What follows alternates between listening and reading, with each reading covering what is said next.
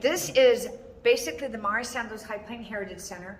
It was the original college library built in 1929, Carnegie-style, because of that was all the money. Then it became the media center, and then later on, like in 2000, they renovated everything, and it became the Mari Sandoz Heritage Center.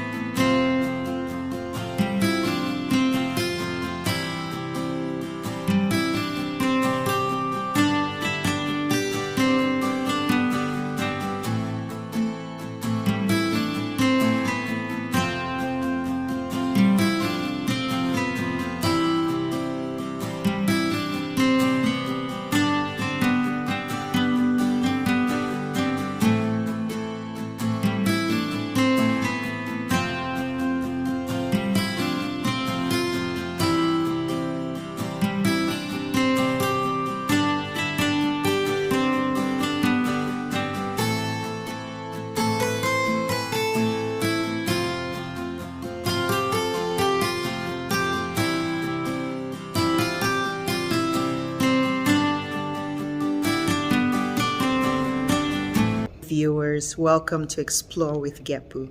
Yeah, I'm at Mari Sandoz, guys, and guess what?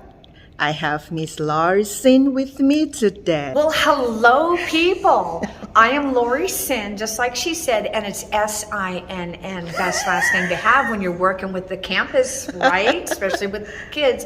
And I am so honored. I just won the Frontline Employee of the Year award because I like to showcase what we have going on, not just on campus, but the whole region. Yes. So if you see me downtown somewhere buying chocolate and or dog cookies, ask me what's going on, and more than likely I'll know because I'll find out. Oh yes. So this is, I'll just showcase this. I'm going to put this down here. Yes. Tell us a little bit about Mari Sandoz. Okay, this is basically the Mari Sandoz Heritage Center. It was the original college library built in 1929, Carnegie-style, because of that was all the money. Then it became the media center, and then later on, like in 2000, they renovated everything, and it became the Mari Sandoz Heritage Center. Mari Sandoz, and that's how you really pronounce it, was an authoress that actually grew up in the Sandhills east of here, and she made her big deal writing about her father, Jules Ami Sandoz, who was an immigrant from Neuchâtel, Switzerland. So it's really neat that she wrote basically his biography about him when he was on basically his deathbed in Alliance, and they call it Old Jules. And she wrote all these different info about him and her different experiences and whatnot. And she became basically a super prolific writer. Her most famous book, obviously, is Old Jules. The second one would be Crazy Horse, regarding the chief Crazy Horse, or the warrior Crazy Horse that was basically killed over at Fort Robinson way back in the day. And then another one would be Cheyenne Autumn. So what we have here, folks, is, again, we showcase what we have, items that belong to Mari.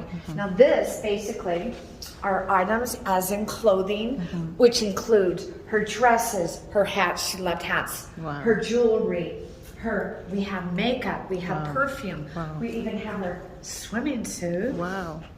So she wore all of this? Yes, yes. And this is basically was in her apartment in New York. Just a real quick timeline. In 1919, she divorced her husband, Ray McCumber, when she was about 18, and moved to Lincoln. And she was in Lincoln until 1940. Then she moved to Denver, Colorado, to do more research and whatnot. And then 1943, she moved to Greenwich Village, New York. Very eccentric, very perfect place for a writer. Okay. And that's where she stayed until 1966 when she passed away. But all her items, including clothing, etc., all these really neat artifacts, I call them, was brought back by her sister, Chadron Sandoz Pfeiffer. Wow. So if you can tell, what would be your most favorite color? Ooh, we're thinking, as I have a scavenger hunt, brown. Yes. And she always Look wore at that, hats. guys. Like 99% of the pictures of her that we have, she has a hat on, Look at that. which is really fabulous. A lot of brown. So, Approximately, how many people would you think visit Mari Sandoz in a year? oh, this place right here, I counted last year, we had close to 3,000. Ooh. So I like to proclaim and just really promote this place. Again, everywhere I go, whether I'm, at the gas station or Bumgar's buying dog treats for my dogs, I like to say what's going on. This is one of the best places. I call it, it's located on the Wild West side of campus. Because it is. Hello, we're here. Right. And people like to see local things. A lot of times, and it's been in an article, the closer a museum to you, the less likely you'll go because you'll go next week or next week. Right. But if you know that there's something going on and people like to see, oh, maybe I know somebody here, I know something, they'll come over here. And I like to invite them personally, say, hey, bug in your ear. Okay, people, this is where we are, Chadron State College. Then if you go east, Hay Springs, the original homestead was the river homestead, and that'd be the Niobrara River.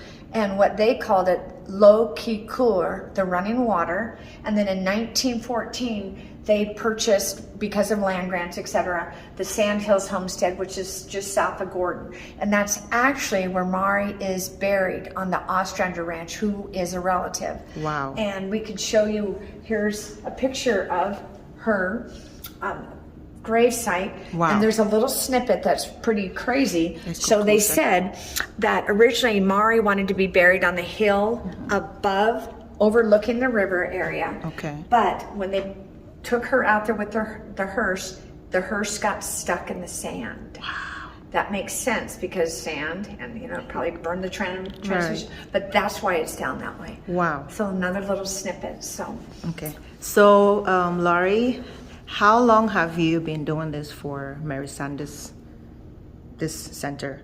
okay, I've been on the campus for numerous years, but for the center, I've been here approximately 4 years. Okay. And I like to see things change up Right. and super, super dynamic, because then you can see new things that come up.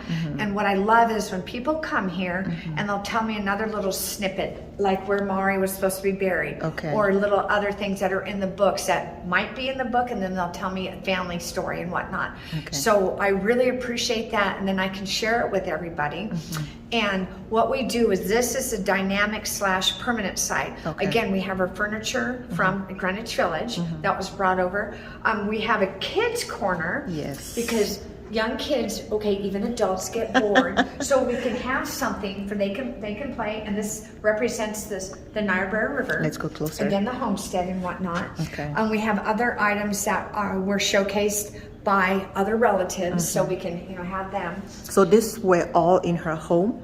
The furniture, yes, Right. and there's her desk, and that is actually her typewriter and her phone, which That's amazing. kids today don't know what that is. Exactly. And I show them, but it's neat to be able to, say, okay, this is Mari. Again, her most favorite color is brown, and she wore hats. And so what color is that dress? She was very into fashion, because when she moved to Greenwich Village, New York, very eccentric. And she spent a lot of money on clothing, but Wow. reasons why, that was part of her thing. Wow. And then what we are planning on, anytime we can get more information, we have an archivist, that's Courtney Kuba. Okay. She'll find another little thing and we'll bring it up, and we'll go, okay, here we can showcase that and whatnot. What we have right here, this was a pistol of Wow. Jules Mari Sandoz, which means friend in French. Okay. And it was brought from the homestead. Nobody really knew about it. It was downstairs, but it was never really, Look at that, guys. taken advantage of and whatnot, or Right. whatever you want to say. Well, somebody that had helped moved it years ago said, oh, guess there's a pistol. Well, legally we can have it because it's an antique. Right. We took the serial number, had it authenticated, and there's the bullet mold. Wow. Jules was an extremely, very accurate shot because Wow. he didn't really do much unless he wanted to, so he Right. practiced shooting. So we have a special case for it, which This is showcase. amazing. And then we had some of the guys from campus actually put, you need to know what exactly bullets. So that's what we have. They don't have Wow. gunpowder. But it's neat that we can showcase what we've got here. Right. And then when we add things, again, here's some pictures. And this is Mari. All it said is she was on an Arabian horse. Nothing else. Wow. Well, I found out that horse's name is Rafaj. Okay. Well, I used to have Arabian horses, so I did research. Rafaj was owned by the Van Vliets. So that's it, guys.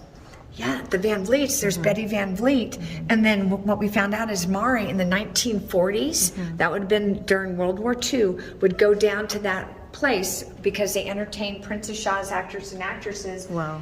And we have different items, and we found out, oh my gosh, there she is. Wow. And so we could, make more things up. And it's fun because Mari's younger sister, Carolyn Sandoz Pfeiffer, who had these pictures, and again, that's why we have a lot of things. Her daughter's name is Eleanor Hamilton.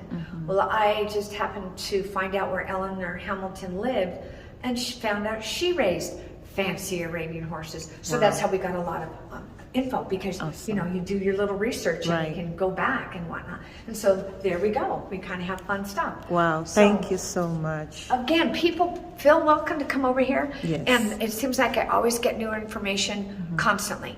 And it's really neat, and the connections to this area and or the college. So Thank you so much, Laure. It's really been a pleasure. Thank you for all the work you are doing. We really appreciate you. Congratulations again once more on your award. thank you. My pleasure.